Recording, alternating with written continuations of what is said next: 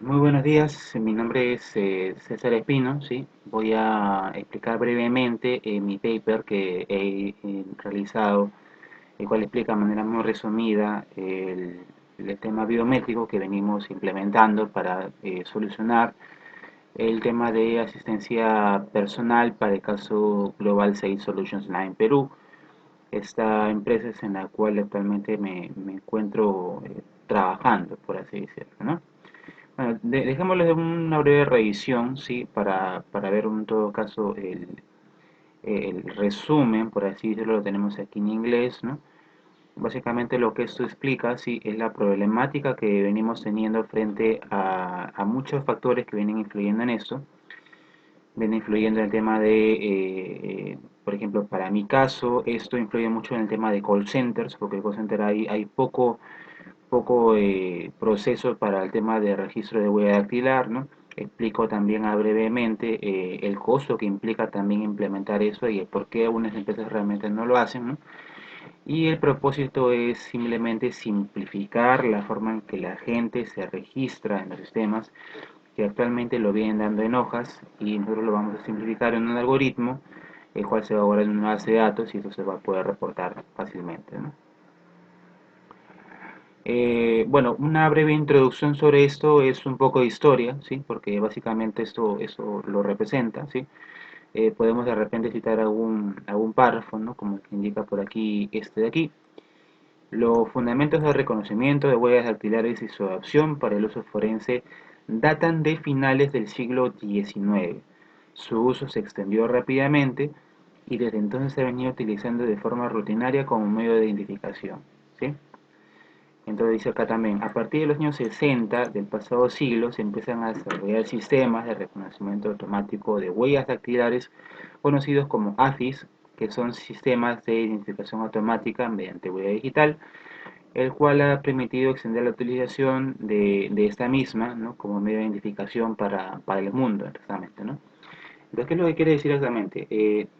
Mi investigación me permitió a mí darme cuenta de que este párrafo de acá hace referencia de que este algoritmo nació a necesidad de poder identificar personas, sí, pero el propósito principal anterior a lo que hemos venido haciendo como sistemas actuales era solamente y enteramente para sistemas forenses, para identificar ladrones, para identificar posibles asesinatos, entre otras cosas, ¿no? Entonces, esto básicamente inició de esta forma en el siglo XIX, ¿no? Parece que en Londres, si no me equivoco, ¿sí? En donde en Scotland Yard, ¿no? Se desarrolla ese algoritmo gracias a los grandes creadores, ¿no?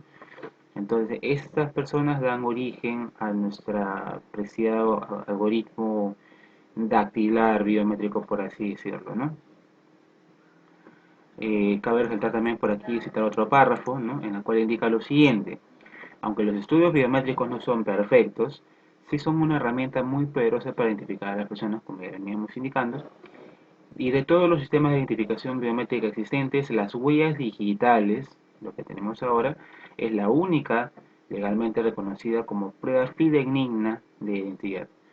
¿Por qué decimos esto? Porque hay más algoritmos, no es el único algoritmo de reconocimiento. Hay el algoritmo dactilar, hay el algoritmo facial, hay el algoritmo palmar, entre otras cosas. Entonces, pero la única reconocida a nivel mundial y por así decirlo, la manera más fiel de reconocer a un ser humano es por el tema de biometría dactilar, por así decirlo, ¿no? Ya que estas no se pueden especificar en lo absoluto. ¿Cuál es mi objetivo ahora? ¿Sí? El objetivo que yo tengo, ¿sí? Y lo vamos a estar acá, es desarrollar el sistema usando el método de autenticación de biometría dactilar con el control de asistencia para personal de operaciones. Quiere decir de que todo personal que trabaje dentro de la empresa pues va a tener que pasar su dedo por un lector de huella digital, el cual a su vez va a borrar la asistencia tanto de entrada como de salida, ¿no? Esto va a permitir ahorrarnos mucho papeleo en lo secundario, por así decirlo, ¿no? Mis objetivos secundarios, si vamos a citar solamente una, ¿sí? Vamos a citar, por ejemplo, este de acá, poner a prueba en un entorno de 4P, ¿sí? Basado en ITIL, que es un entorno 4P, es un entorno de desarrollo a prueba de todo fallo, en el cual se indica con el desarrollo, el preproducción, la producción y el modo de prueba, ¿no? Quiere decir de que Si en una de estas cuatro fases, de repente, en donde yo de repente lo haga a base ITIL, ¿no? El desarrollo solamente va a permitir tener ambientes en donde yo me permita hacer pruebas a mí para poder identificar cualquier error que pase entre una de estas fases, ¿no? Básicamente eso podríamos implementar como objetivo secundario. Y también va a visitar también lo que es cuando una gente falta por un descanso médico, que etc. Eso también el sistema lo debe registrar mediante un administrador. Entonces eso es básicamente la tarea secundaria del sistema de actividad, ¿no? Vamos a trabajos previos, ¿sí? En trabajos previos vamos a hablar de lo que es la tasa comparativa biométrica, ¿no? Cómo yo mido en valores cuantitativos realmente si es que la persona es o no es. Entonces, esos valores a mí me lo dan el FAR, que es la tasa de falso negativo, que es básicamente la tasa de error que puede existir, ¿no? Y también la tasa de false rejection rate, ¿no? O FFR, ¿no? Y la tasa de falla de aislamiento, que es la FTE, ¿no? O la FR, ¿no? ¿Qué quiere decir eso en realidad? PAR, FR, FR, ¿no? Nosotros a manera muy cristiana, por así decirlo, ¿no?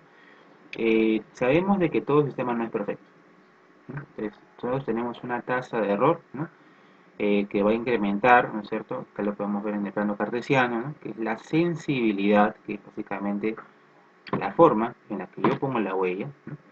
Cuán presionado lo puedo tener y los errores del sistema como tal. Entonces yo hago un versus entre estos dos, ¿no? Y puedo tener pues una cantidad aceptable de imagen, de calidad de imagen para yo saber si es que realmente el usuario no.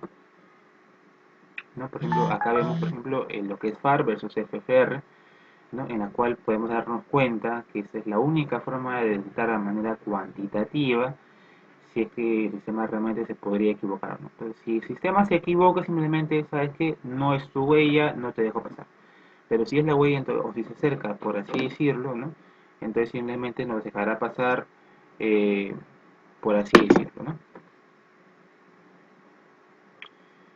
En realidad acá lo explico un poco más, ¿sí?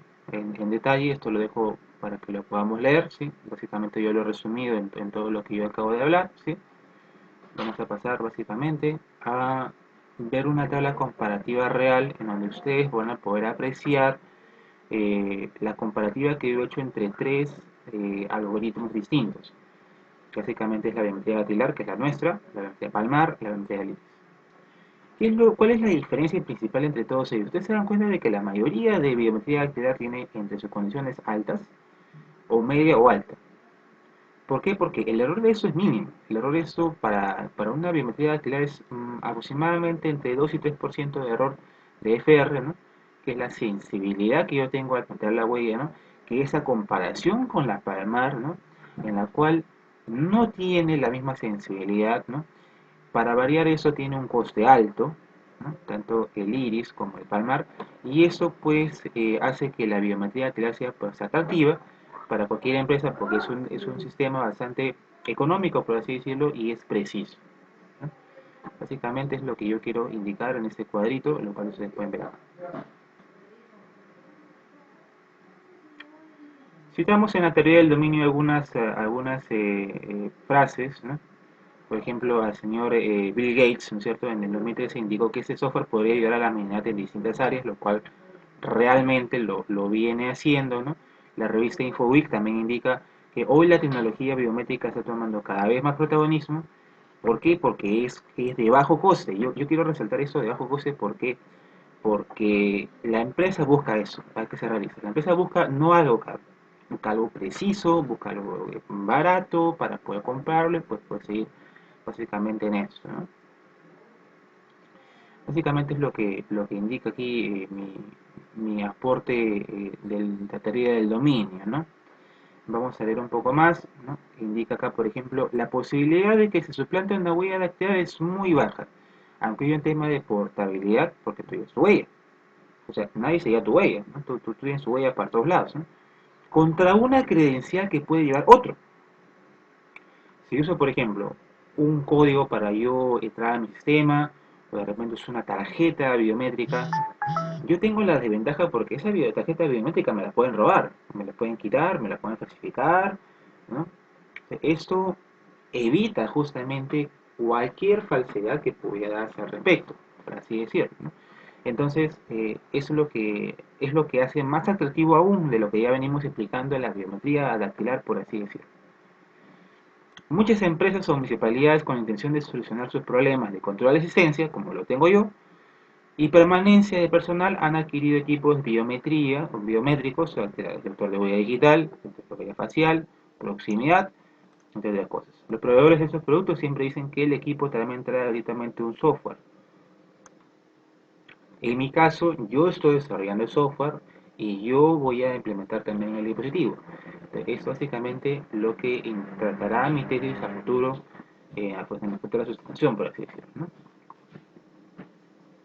Básicamente con esto es mi aporte de la teoría del dominio. ¿Por qué? Porque esto defiende mi idea de por qué yo estoy escogiendo la biometría dáctila, ¿no? Vamos rápidamente por la comparación de huellas digitales, ¿no? En la cual yo también lo explico brevemente, ¿no? No se puede apreciar de repente muy bien aquí, pero vamos a poder agrandarlo. Quiero que se pueda ver esto.